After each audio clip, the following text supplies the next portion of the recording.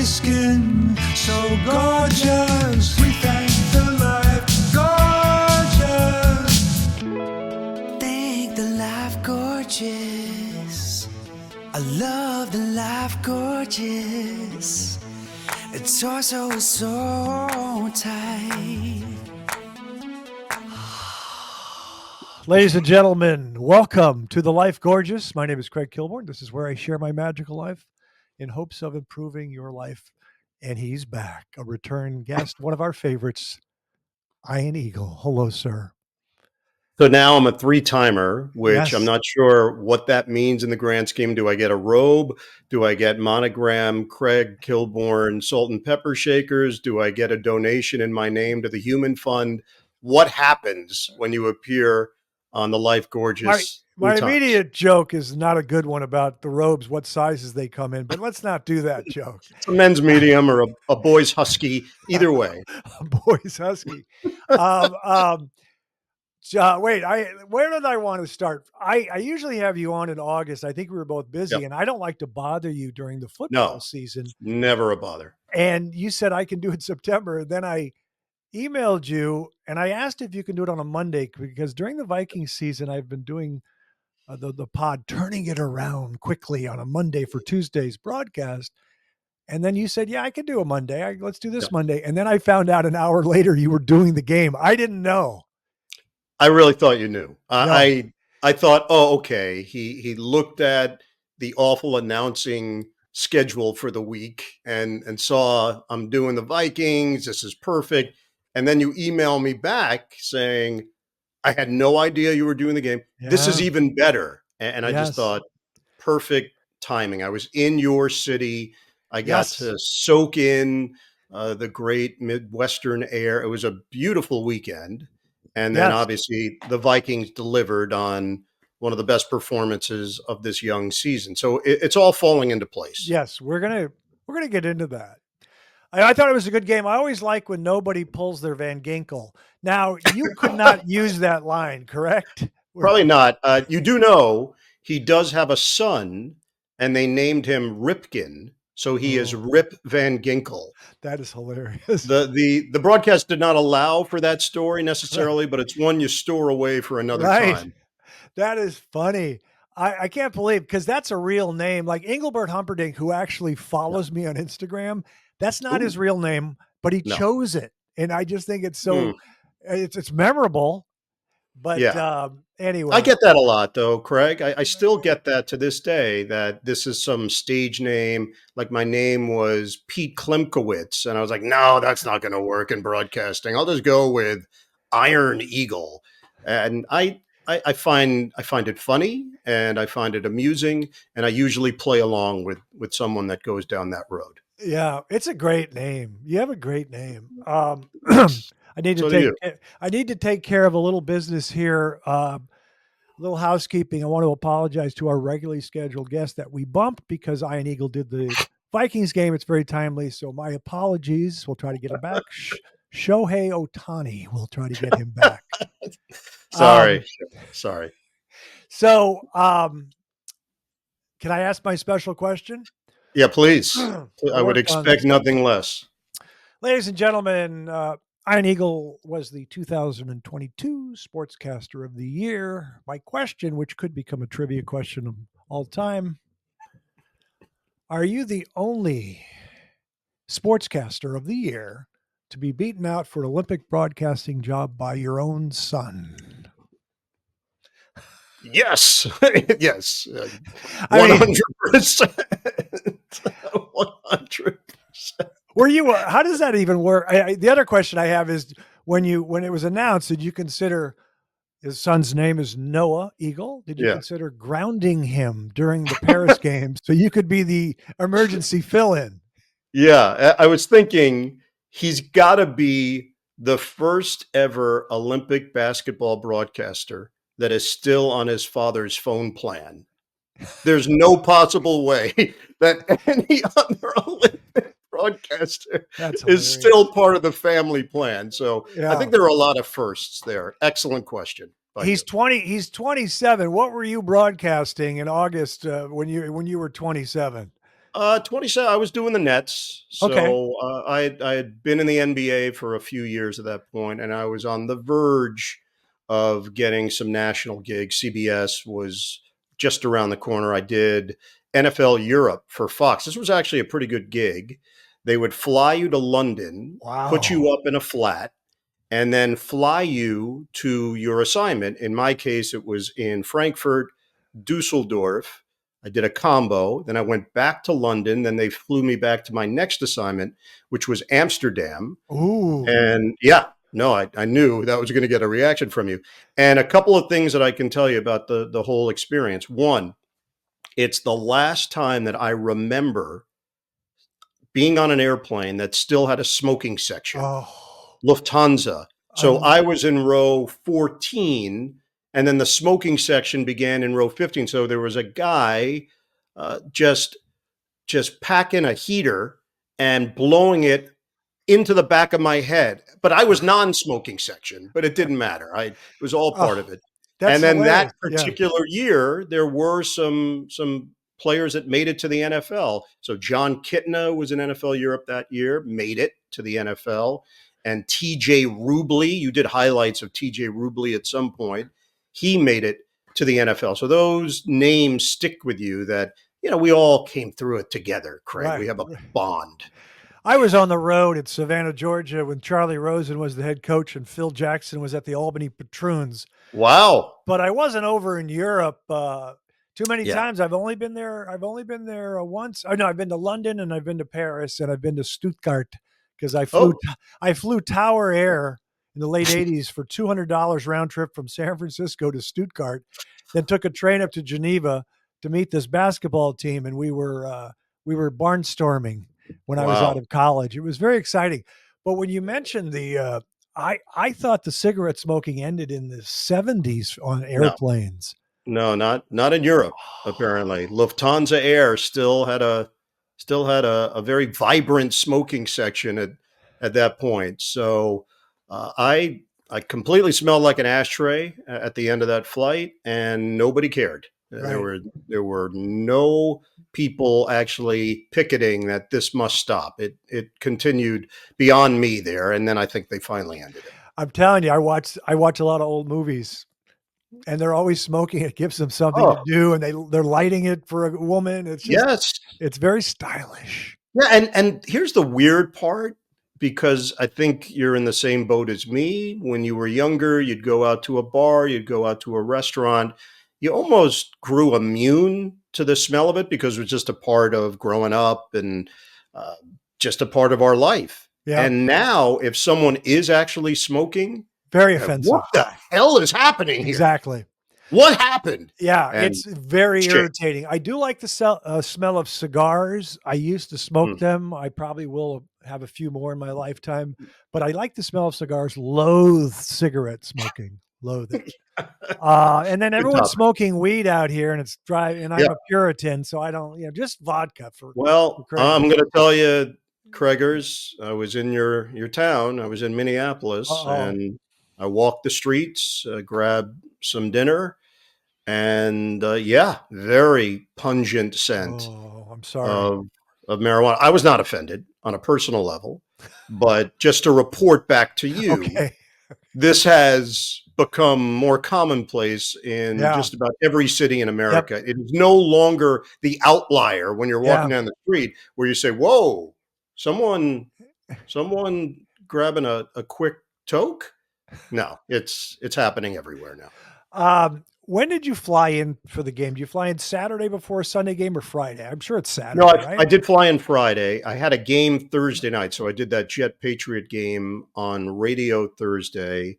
Ended up taking more of a midday flight Friday. We met with the Vikings Saturday morning at their facility, which, by the way, it's top 3 in the That, NFL. that's what they say. The Wilfs from New Jersey who own the Yes. Vikings, they spend money. You've got US Yep. Bank Stadium, which I want to ask you about, but then you've Fantastic got venue. the facilities. So when you do the pregame, it's almost like I didn't know you did the game Thursday. So that it cuts into some of your prep time. It's a But juggle. yeah, but do you do as much prep as the quarterbacks? I'm wondering. But do you did you get to talk to KOC and Brian Flores, both of them, Yes. or Yeah. how, So met with KOC, met with Sam Darnold, met with Justin oh Jefferson, met with Jonathan oh Grenard, yeah. and then Charles Davis will do a separate sit down with OC, DC, special teams coach, and then share his material. I just found this was going back when I was working with Dan Fouts. We would have the coordinators come into the room, and in the room is play-by-play announcer and analyst and sideline reporter and producer, director, sometimes an associate producer. And I just found trying to read the room that coordinators often were not as forthcoming because they didn't really know everybody in the room, Oh, I and see. they might hold back a bit. So Sure. I had recommended to Dan way back when, I said, "Hey, look, if you don't mind, do you want to grab those positions on your own and then just share?" He's like, "Yeah, that's great." And then we continue. Charles, I think, really benefits from it, and it's more of a one-on-one. And then he'll share the material with us. But he did talk to Brian Flores, and then all the individuals that I mentioned, they were great. They So truly were. I so know a lot of announcers will say it. They were terrific. how much time do you get with each coach? I mainly want to focus on KOC and Brian Yeah. Flores because I adore both of them. And a couple years ago when we got Flores, I was like, we're all afraid he's going to go get a head coaching job. Now we're not as concerned that we think he's going to stay. So how much time did you get with them? With Kevin, I would say we did about 25 minutes, and it Okay. probably could have gone 45 minutes. Right. He's He's a special. He's special. really down to earth guy. He's honest. He is direct. He looks in the eye. He's all the things that you would hope for in a head coach. I can see why his personality has resonated with his team. I can see why the connection is deep this year. And also keep in mind what he stepped into. Mike Zimmer was a very strong personality, as we know.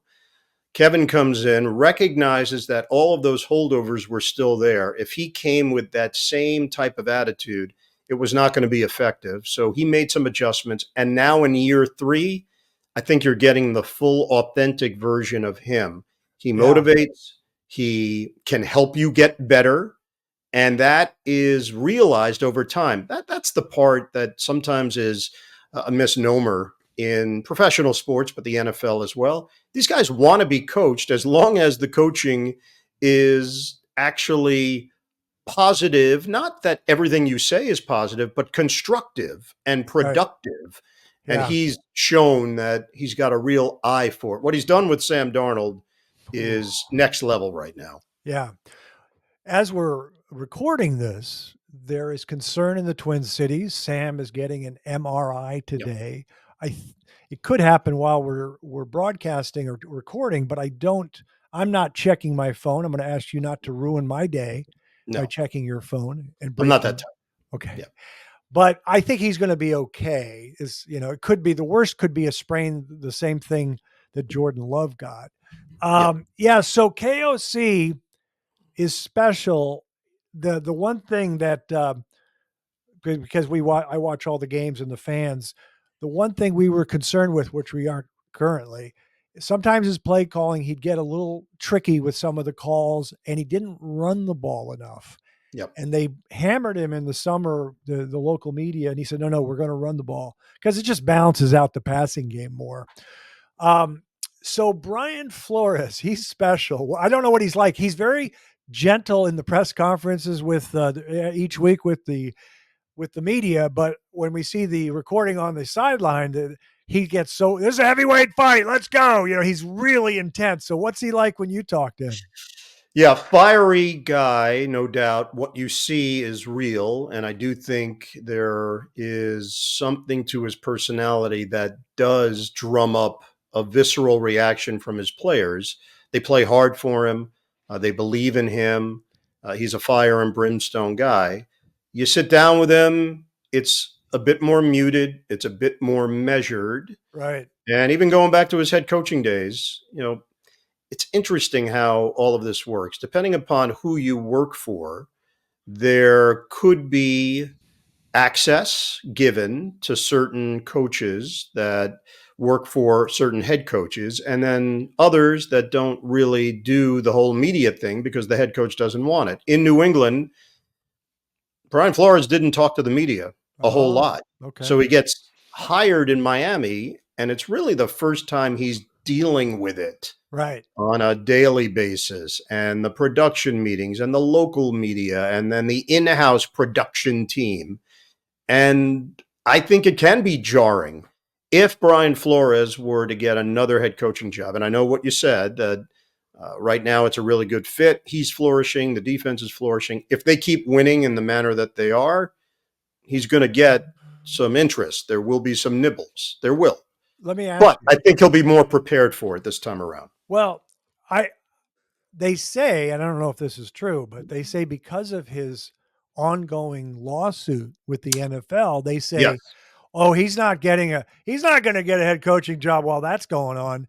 And I've never heard anything about the lawsuit ever ending or No, being. it's ongoing. Yeah, It is not over by any stretch, but he is the defensive coordinator for the Minnesota Vikings. It's still a very large position within the league. If there was a general consensus that he's unhireable, I don't think you're convincing every head coach of that. Every owner of that. right. Owners want to win. They want to win. If they believe that this person gives them a better chance to win, pretty good chance they're going to hire them. Now, what happened with Tua, that became very public, and I think that goes down as a demerit on Brian Flores, that maybe he didn't handle that well. But look, we don't know about the bedside manner of all head coaches. Mike Zimmer's bedside manner has come into some conversation just based on how he's reacted of late, even the questions that have popped up, and he's going back in time talking about a situation here, a situation there. And Mike certainly needed to get some things off his chest. The reality is that owners in the NFL are highly competitive, and if you can help them win the Super Bowl, Yeah. there's a pretty good chance you'll get hired. I think what I heard when we hired Brian Flores was they paid him almost like a head coach, or they paid Yeah. him a lot, is what I Paid heard. him a The lot. Wills paid a lot. Yep. But I talked about Zim on a previous podcast, but people know that I'm a Mike Zimmer fan, and I'm obviously disappointed. I know he's flawed, or Bobby Knight was very flawed, and Zim has a lot of issues, and I sometimes accept it in coaching, but nowhere else in society. I don't accept it with politicians or actors or directors or executives or producers, but I just want to win, man. So, Yeah. Minnesota nice doesn't cut it. So you need an SOB in there, although KOC is not. He's more of a Sean McVay type, and he's doing a hell of a job. Okay, so let me bring up Sam Darnold because he has talent. Yeah. Obviously, I didn't watch him play too much the last few years. I know about the interceptions. Some of us in Minnesota have said the full Sam Darnold experience includes some silly plays, and you saw it yesterday. Okay, so the little shovel forward to Aaron Jones when he should have taken the sack. Thank God it was called a forward pass. Right. Bonehead play. Yeah, unnecessary. And everything was going well at that point. Why are you going to have a self-inflicted wound when you didn't need it? And I do think that's the old Sam Darnold sometimes coming through, and they'll look at it in film. And I think, again, KOC has the right demeanor. There was some history there. And the fact that O'Connell had seen Sam Darnold as a high school player at a quarterback camp, planted a seed in him, relationship developed, watched him in college. It's interesting, the things that stick with people. Yeah. O'Connell didn't bring up a game that Sam Darnold lit it up. He brought up a game where Ohio State had a bunch of really menacing pass rushers that manhandled Darnold throughout the day, and he just kept seeing him get up, and go back to the huddle, get up again. So the toughness was there. And then obviously everybody saw what happened with the Jets. And it's not as if Darnold was a failure completely. That was not a good situation. They were a team in transition. He was taken very high, as we know, and that means you're not a very good team. And he did yeoman's work there when you look back on it now, but by his own admission, he put a lot of pressure on himself. He felt the pressure, it manifested itself, and he did get a reset. And for him to come out and say that he learned a lot from Brock Purdy, a player that was only a couple of years into his NFL career, that shows you the humility of Darnold. Yeah. More often than not, quarterbacks don't say that. They just don't.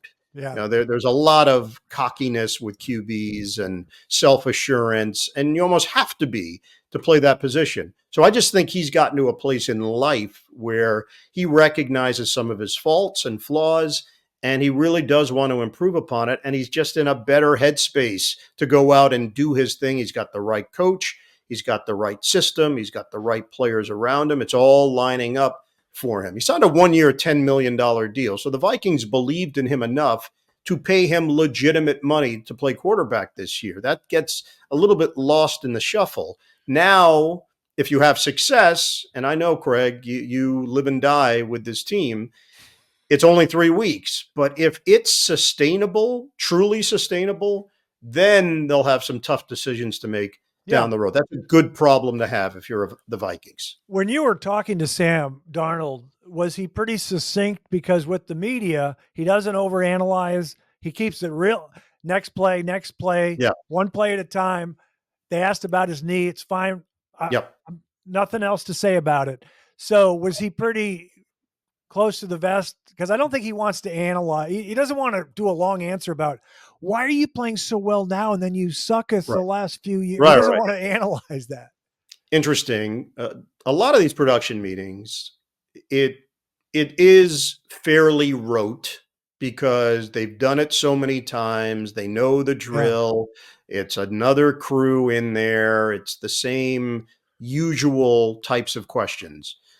But where you can separate yourself as a broadcast crew is based on personal relationships and the fact that Sam Darnold was a rookie with the Jets, and I do the Jets preseason package. So that means I talk to him a lot over that time period, 3 times in the preseason, sometimes 4. And then if I got some Jets game, that's another 3 or 4 meetings. So now you start doing the math and you're like, oh man, I've met with him 16 times. It just multiplies. Evan Washburn has now met with him a bunch of times, and Evan has been in his company outside of the broadcast world. Charles Davis, who analyzes the draft and meets with players.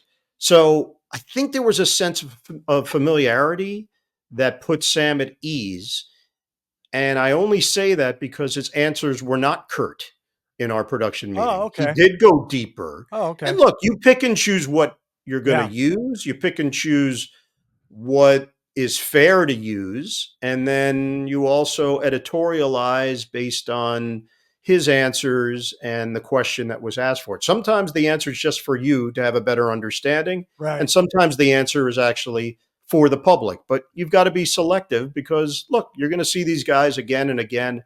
And again, it's important to maintain a professional and courteous relationship while you do. That doesn't mean that you don't criticize, you don't point out what happened on the field. But in my mind, those meetings are set up for you to get a little insight into what the player is all about, what the team is all about.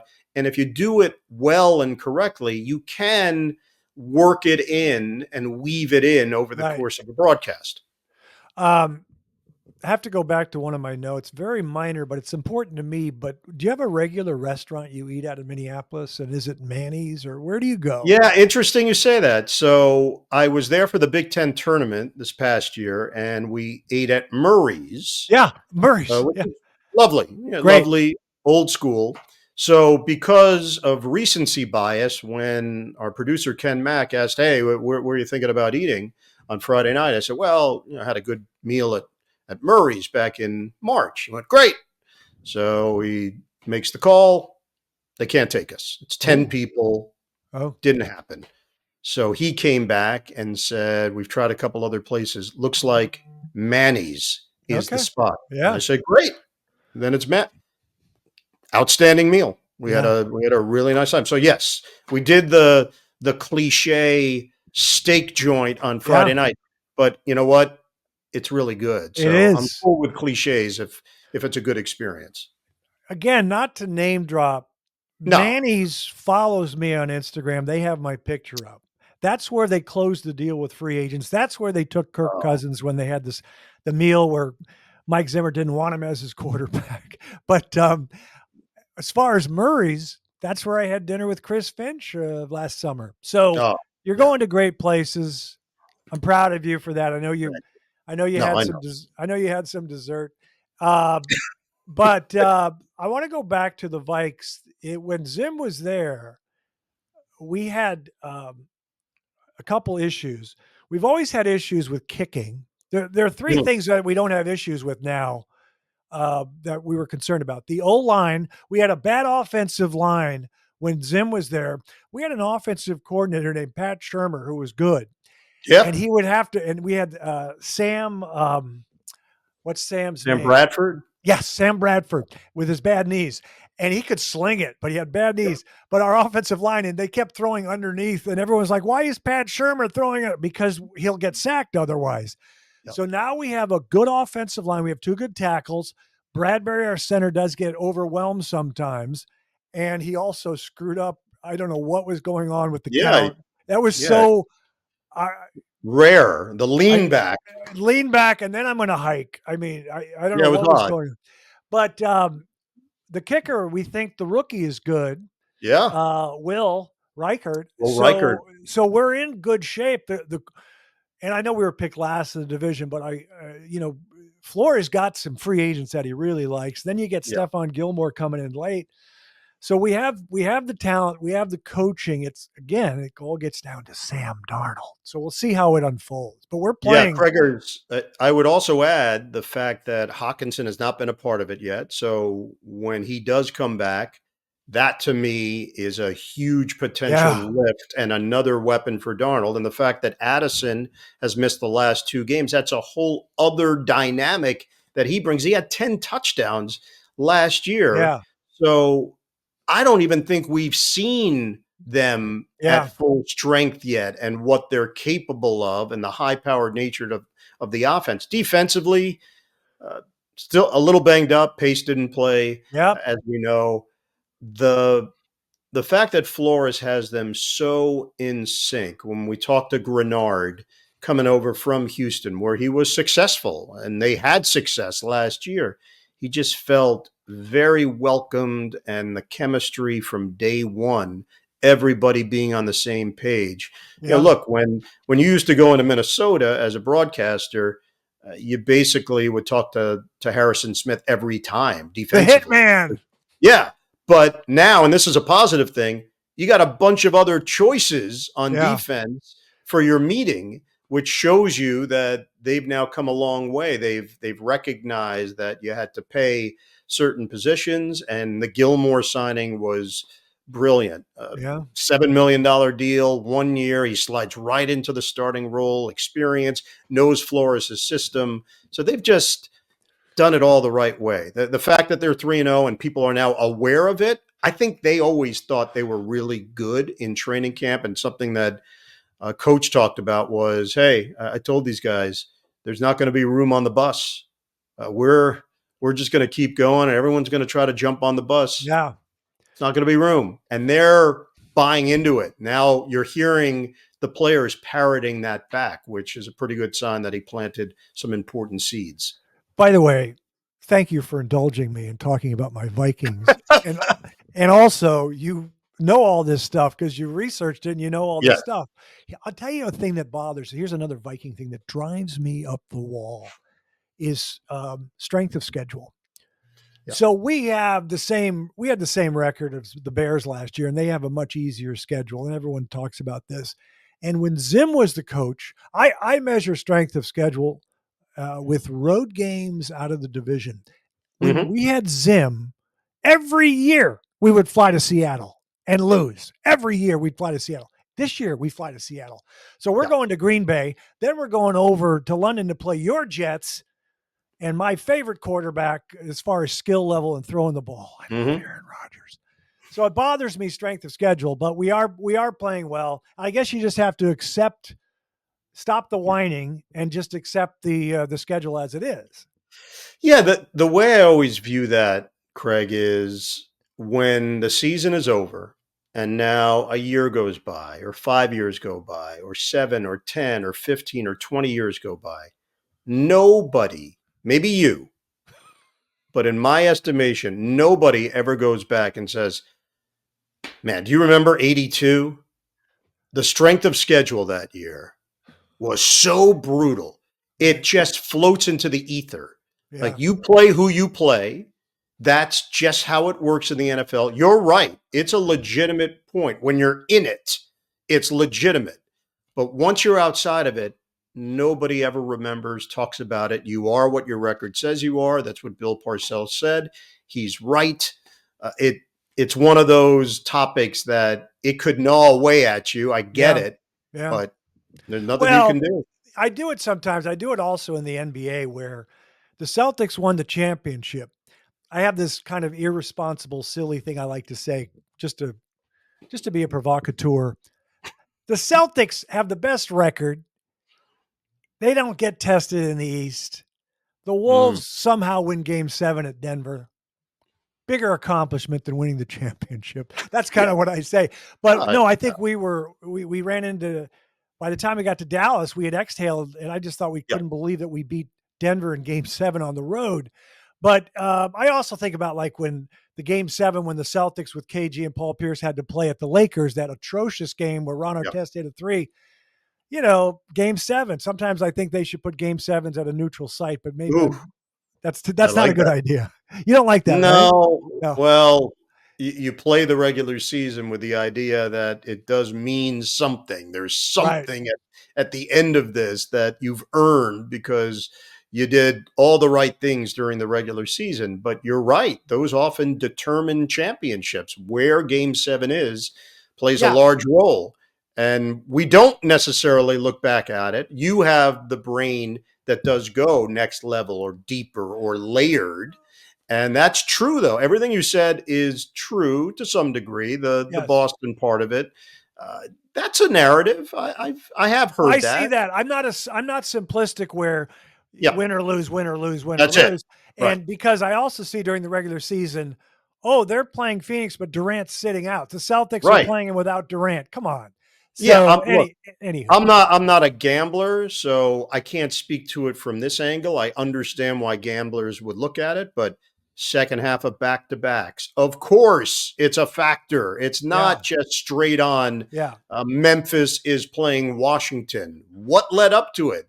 Did Memphis play the night before in Chicago and they're flying in and they're losing an hour and they're landing and Washington hasn't played for 4 days? All of those things are legitimate factors when you're trying to determine who's going to win a game. When you extrapolate it like you have in regards to playoffs and championships, it's real. These are factors that come into play. The Minnesota side of it, from a football standpoint, I do think sometimes that's a little bit overrated. Yes, the travel can be rough. It's a long flight. Every coach has tried to come up with ways to trip the system. And even this week, I have Jets Denver on Sunday, and Sean Payton has decided to keep his team on the East Coast and not fly back to Denver and stay at the Greenbrier and make a week of it, bond, and not deal with time zones. And Denver's coming off a win, which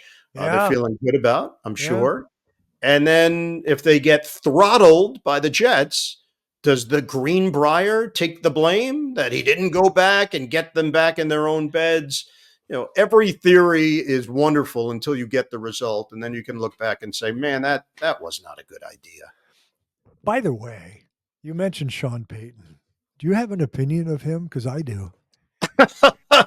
So you want me to give my opinion of Sean leading into the week that we're going to sit down with him and chat football? Sean, let me just add this before I hear your opinion, which I want to hear. My first Super Bowl as a secondary host for CBS was in the Bay Area. And we were on a secondary set. It was the main host with the NFL Today, but they needed to have a little bit of movement within the show. And I've ended up doing a bunch of them. I think I've done 4 now in total for CBS. But the first year, I asked the producer, all right, well, who am I going to be with? He said, well, we're going to mix it up. Brandon Marshall wants to get into broadcasting. We're going to send him over. He'll do a segment with him. And Sean Payton is going to be there, and we'll do a segment with him. I was like, oh, okay, great. So he comes over. We do a segment. He's actually very good on TV. He handles it very well. And then the next segment, because he wasn't there at the rehearsal day, is a pick segment. And literally the producer is saying to me, like, hey, let Sean know we're going to need his pick in about 30 seconds. And he's sitting now at this small little side table at Levi Stadium. I said, hey, coach, we're just going to need your pick. We're doing the pictures. The hell you are? I'm not picking the game. I was like, oh, okay. And so I tell the producer, hey, Sean's not picking the game. He's like, okay, we're back in 15 seconds. Are you sure? We'd love for him to pick the game. I go, Sean, you good? He goes, not doing it. I'm like, okay. And then boom, we're back. I'm leading into the picks. And I basically say, hey, Sean, we're not going to have you pick the game. What does he do on live TV? He picks the game. So the TV world of, dude, you just told me right 7 seconds ago you're not doing it. And then in the heat of the moment, he got caught up and he picked the game. And I think he picked the game right, if I remember correctly. Denver, Carolina. Right. So he's a character. Yes. I think what I like about him is I saw a picture of him at the Kentucky Derby in a seersucker suit, which I enjoyed. But I can see that. He said, after the Vikes moved up 1 to get J.J. McCarthy, I don't know if you saw him. He said, I made them trade up for him. We weren't going to do it. I forced him to do that. Like he was taunting them. And speaking of taunting, I'm sure you know about this, but in the Minneapolis Miracle with Stephon Diggs, the game was pretty much over before the miracle. Yes. And Sean Payton was turned to the crowd and was the Saints were going to win. Yeah. And he was doing the skull chant to taunt them. Yes. But he's aggressive. Yes. Yes. Look, our meetings with him, he's very quotable. Yeah. He's very opinionated. Yeah. And he brings a lot of energy. He's into it.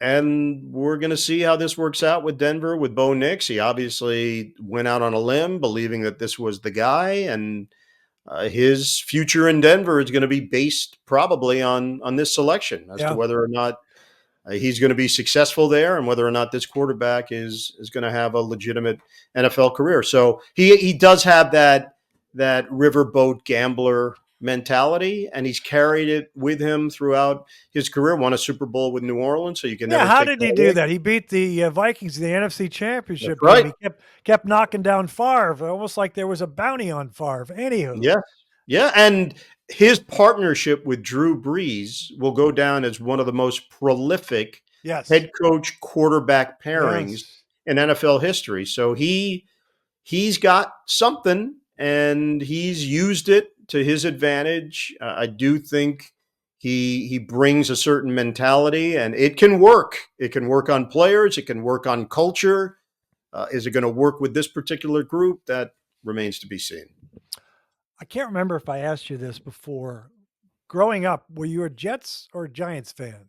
Yeah, I was a Jets fan growing up. I grew up 10 minutes from Shea Stadium. Jets were playing there at the time, so it was a very easy way to become a fan of that franchise. I was not clouded or affected in any way by family members. I didn't have anybody that led me that way. Something in the world led me to that. I still don't know what it was. And so I have friends, a couple buddies of mine, they're Jets fans. Yeah. And I encourage them. I love Aaron Rodgers, so I'm texting them during the game. So what is it about Aaron Rodgers? Because he likes to throw where his feet aren't. What is he? He doesn't step forward necessarily like other QBs. He'll just whip it, and it looks very cool. It looks like he's toying with everybody. I love watching him play. Is it not fundamental what he's doing with his feet? No, it's actually very fundamental to him because he's mastered it. Okay. And I think that's always the interesting part about technique. There's a prototype that some people follow, and that's how they do it. Even Sam Darnold, when we sat with him the other day, he made mention, because we were asking him, what's changed? He said, well, one thing that I used to do, it was a terrible habit. I like to watch the flight of the ball Yes. as opposed to sticking with my target. Yeah. And he said, I watched other QBs and some people. He works with Jordan Palmer, Carson Palmer's brother. So he still works with him. And he pointed it out to him, like, dude, what are you doing? Lock in on the target. That's where you're trying to hit. You're locking in on the flight of the ball. And he said it's been really hard for him to make that change. And he finally now feels like he's gotten there. So in the grand scheme, could Sam Darnold have continued doing it the way he was doing it? Yeah. But he realized that there was a better way. Aaron Rodgers, I think his arm talent is at such an elite level that he can make up for a bunch of things that you would never teach. There are certain things that are fairly rudimentary. And as you mentioned, your feet. But he has a way of compensating. The torque with his body is such, and he is a master. Yeah. He's a master of his craft. He is really smart. If you sit down and talk to him, you walk away feeling as if you learned something about football and the approach at the quarterback position.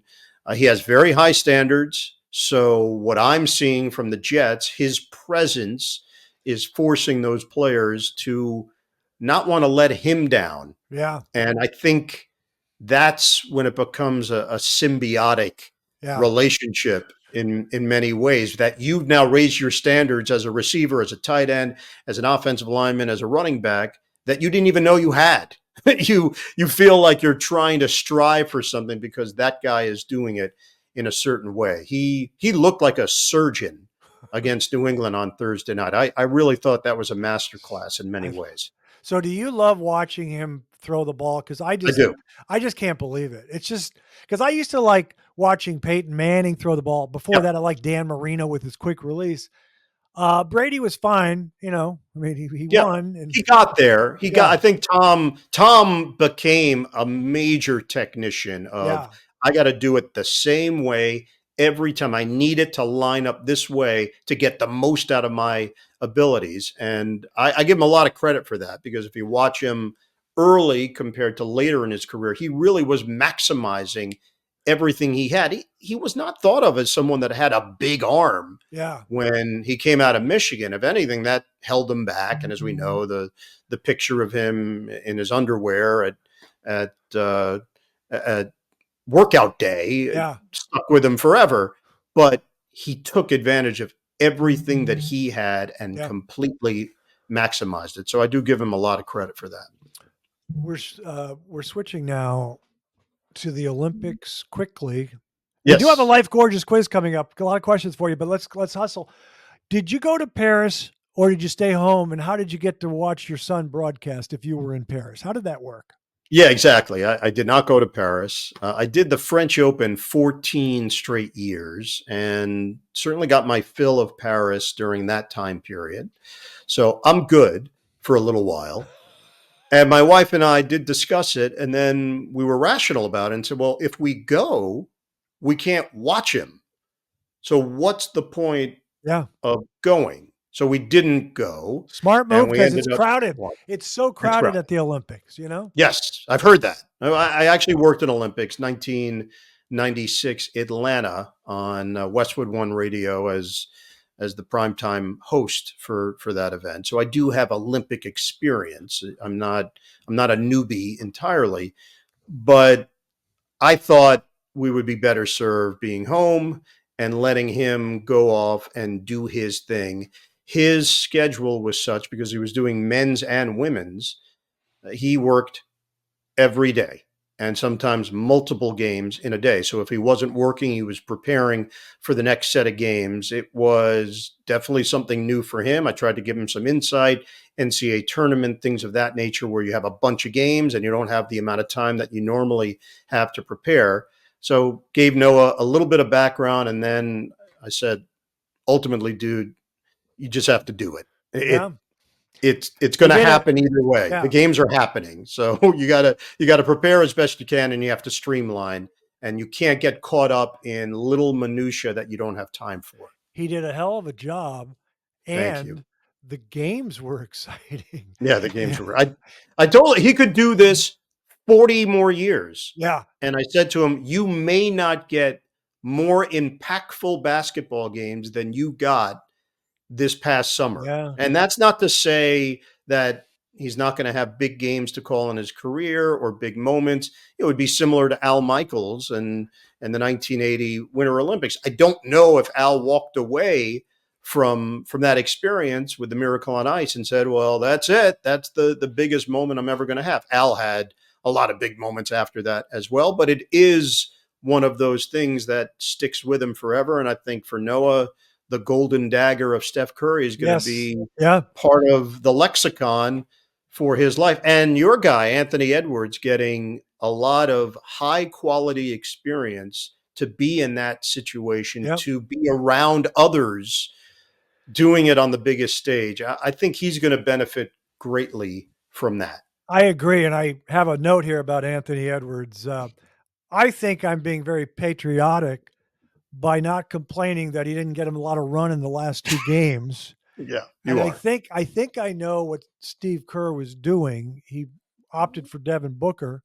Yeah. Booker's not ball dominant like Ant. You already have Durant, LeBron, and Steph Curry. He's a pure shooter, Devin Booker. Probably doesn't turn it over as much. So he was a better fit than Ant because I wanted Ant on the floor, man. I know. But like you said, amazing experience. And the Completely. next Olympics, he'll probably be the face of the team.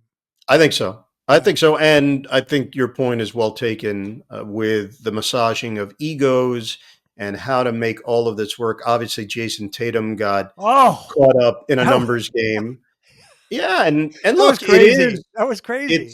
It's humbling. Yeah. And it's embarrassing because what ends up happening is the second life you lead, which is life on social media, when you're over there Yeah. and you're watching in real time the reaction that people are having about you and your role.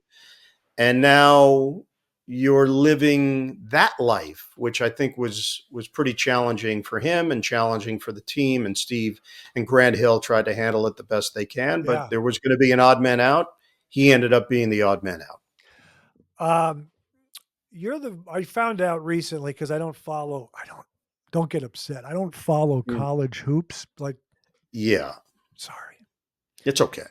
I played, but by played, I mean, I sat the bench, so you're the voice of March Madness, correct? Because Jim Nantz retired. Congratulations. Yeah. Well, didn't retire. He's still working, still doing his thing, still doing NFL, still doing golf. But he did move on from the NCAA tournament, so I succeeded him in that role. Yeah. He's chipping on his green in Pebble Beach in his house. He is. Life's pretty good. Yeah. So here's again, it's just a Timberwolf question. And maybe you don't know it. I don't know if you saw Kentucky play last year. I didn't. So I just looked at the highlights. So Rob Dillingham is someone we drafted. Mike Conley is older now. And Rob did not have a great summer league with the Timberwolves, but he is very cat quick and shifty. Yes. Would you have any thoughts on him as a player?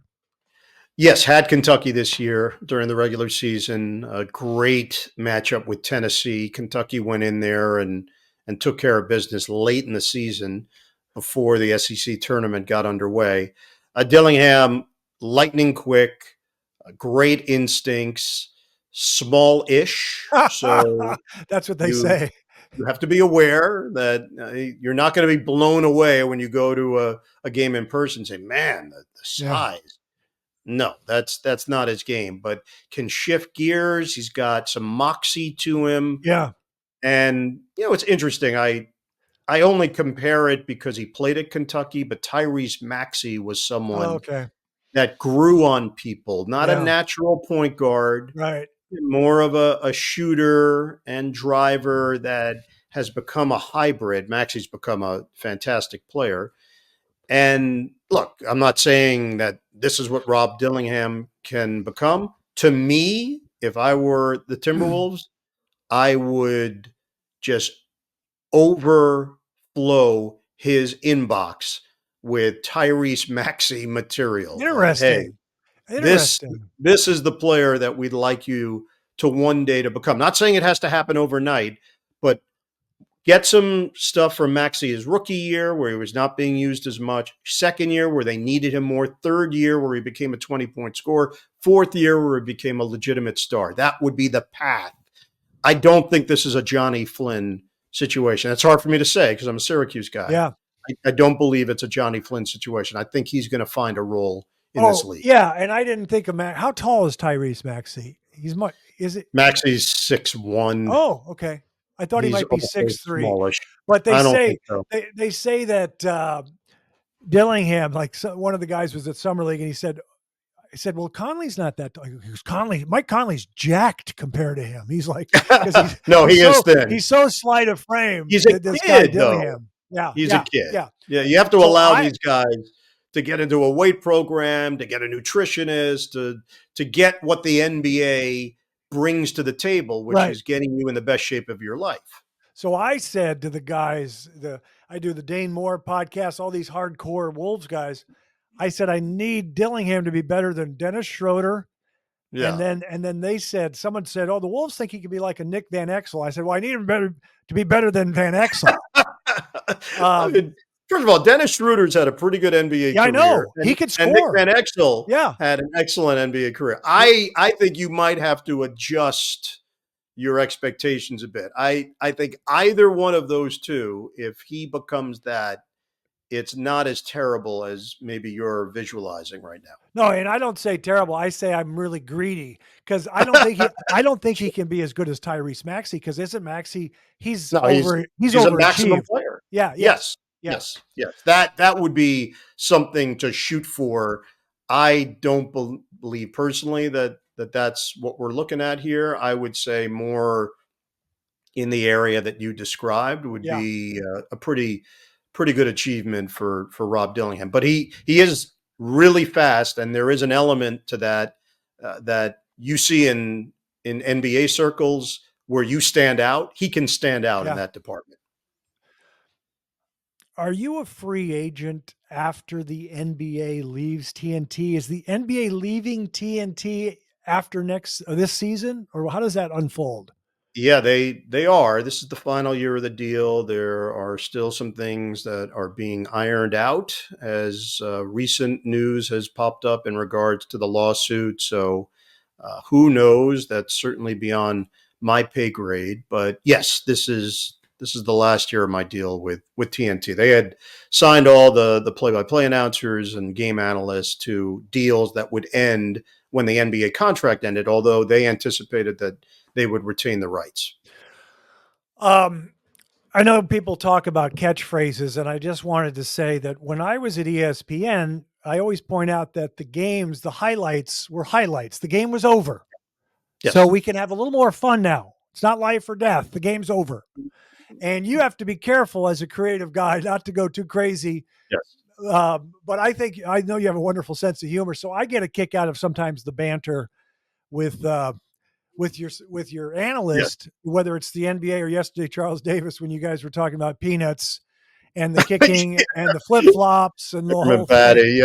Yep. But, and by the way, that's not talked about ahead of time. Yes. As you know, the best moments are the ones that are happening organically. Yeah, completely. But there was you call the trick play a gadget play, and I sometimes you call it a razzle dazzle.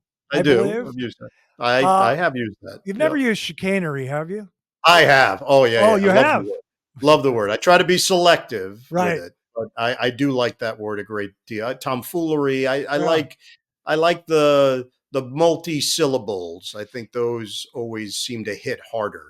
Have you ever heard prestidigitation? Is that the word? Sleight of hand. It's prestidigitation, something like that. Oh no! I'll look at. No, I'll send it to you. I remember. Yeah, send it to me. Yeah, but if you don't want to, but you don't want to talk over the audience's head, so maybe I won't do that. No, never. So I want to talk under their head. Like that's my secret. Well, I will say, slightly connected. I know you do this, and I know you'll do it with March Madness, and you've done it. But when it's at the end of the game, you let it breathe, and you're succinct. And is that easy to do? It depends on your partners and it depends on the venue as Yeah. well. The venue plays a large role in that. It's interesting, something that you can relate to because of all the various jobs that you've had in your career, wearing an IFB, not wearing an IFB, how that changes your voice, wearing headsets, not wearing headsets. When you're doing a game in a more intimate setting, the crowd can sometimes overwhelm you because your mic is picking it up. And now you can find yourself fighting the crowd more based on Right. how you're hearing yourself. In the cavernous settings of a stadium, as an example, and the Final Four this past year was in Glendale, you're talking about 70,000 people, whatever it was, but they're far away from you. Right. Where I'm located, I can't touch a fan. They're not behind me. They're away Right. from me. So I can, in those moments, process a little easier when a big moment happens because I'm not getting crushed by the crowd. And I think watching back some of the stuff, what you alluded to, I could use the crowd a bit more based on the volume level. And Mhm. then times where it's so overwhelming, you feel the need to fight it just to be heard. And that's over time. Yeah. You get no handbook for that. You have to figure it out as you go. So different Yeah. arenas and stadiums create different sound in your head while you're doing the game. And you have to make choices as you go in real time. When I was working in the CBA radio for the Savannah Spirits, we were visiting the Albany Patroons with Phil Jackson as the head coach. We Yes. were at the Washington Avenue Armory, and the crowd was on top of me. And I Yes. Yeah. didn't have my best broadcast, and maybe I said that was a bull crap call, and I shouldn't have said that because I Ooh. didn't say the word crap. I don't remember. But yeah, it is the venue does matter. That's a good It point. does. One other question before the Life Gorgeous quiz. We all love Marv. Marv has retired, the great Marv Albert. Can you still say garbage time? I've used it as an Yeah, homage. as an I still homage. say yes at Yeah. times if for whatever reason in the moment that's what strikes me. I think Marv would give a wink of like, "Hey, I heard that one. I'm good with it." Basically, my whole style when I started doing play-by-play was ripped off of him because that's all I knew as a kid. He was doing the Knicks, he was doing the Rangers, he was doing the NFL, he was doing boxing, he was doing the local news. So when I started up at Syracuse, I didn't know any better. I just did a bad take on him. And then eventually you Right. figure out your own style. But yeah, his delivery The and how he dealt with his analysts, I just found it so fascinating. It was so different yeah. than everybody else. And that probably is what stuck out to me that, oh, wow, you can do this differently. It doesn't have to be paint by numbers in play by play. The full repertoire. I love it. Yes, not what he had in mind. Okay, here we go. Thank you for your patience and your Yes, time. I know you flew in and you I got did. your rest. Life I did. Gorgeous Quiz, simple questions, profound insights. How many Fast and Furious movies have you seen? I've seen one. I saw the Okay. first one, and then I decided I was good.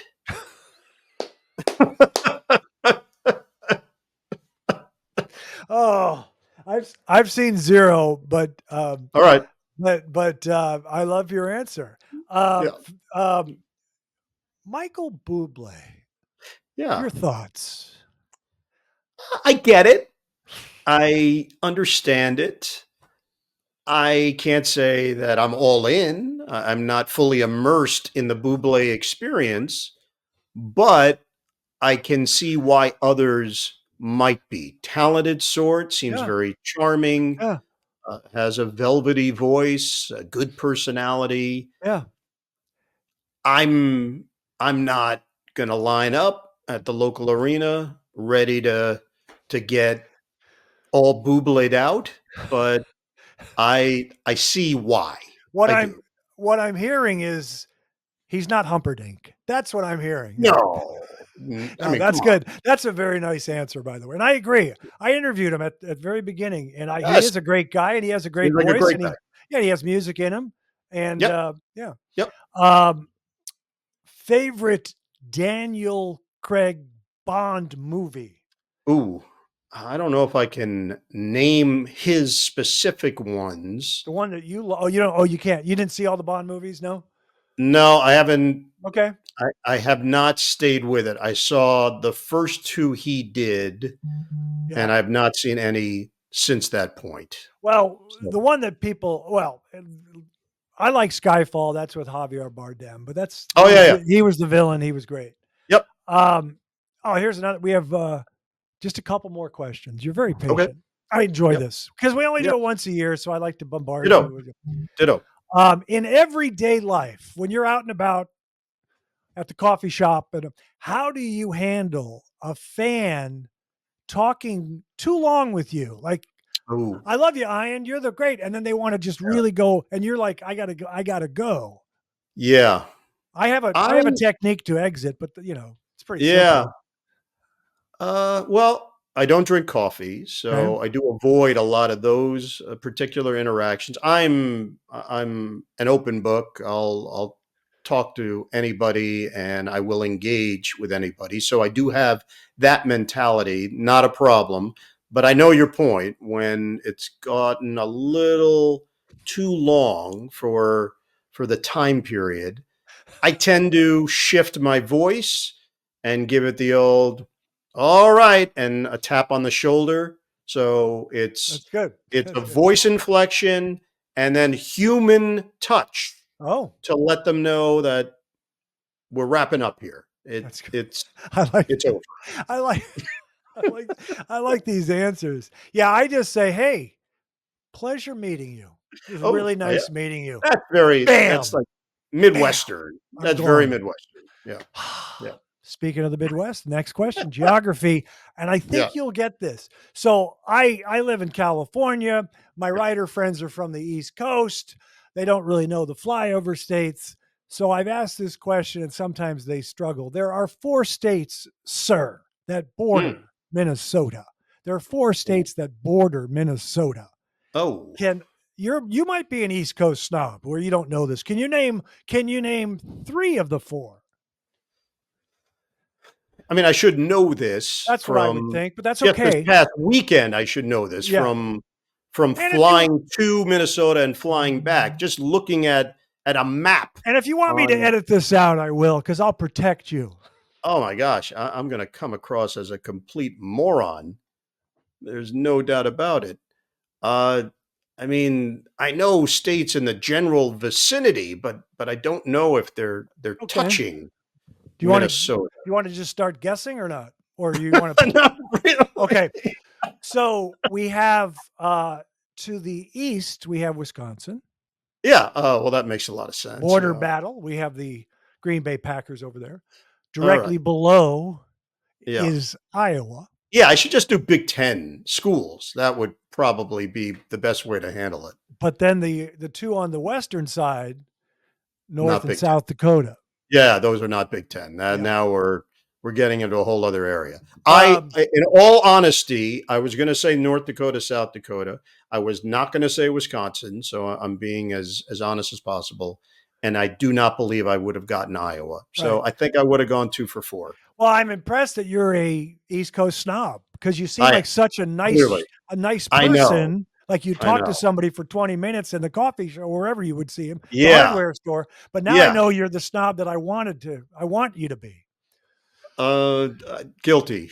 So, last question, and this one might be tough. It's a sports question, and I'm older than you. And when You I are. was in the 70s in elementary school, I was a Knicks fan, and I would Yeah. memorize ball players in their colleges.